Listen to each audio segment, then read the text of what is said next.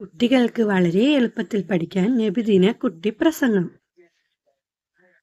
പ്രിയപ്പെട്ട ഉസ്താദുമാരെ, രക്ഷിതാക്കളെ, കൂട്ടുകാരെ, അസ്സലാമു അലൈക്കും.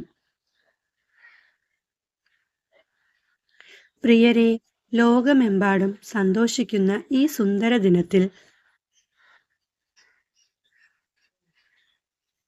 മുത്തുനബിയെക്കുറിച്ച് 2 വാക്ക് ഞാനും പറയട്ടെ.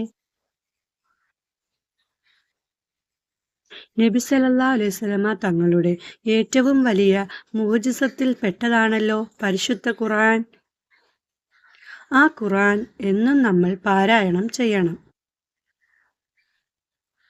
ഖുർആനിൽ നിന്ന് ഒരു അർക്കത്ത് ഓതിയാൽ 10 പ്രതിഫലം നമുക്ക് ലഭിക്കും. ദിവസവും നാം ഖുർആൻ പാരായണം ചെയ്യാൻ ശ്രദ്ധിക്കണം.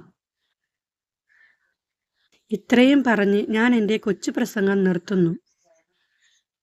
അസ്സലാമു അലൈക്കും.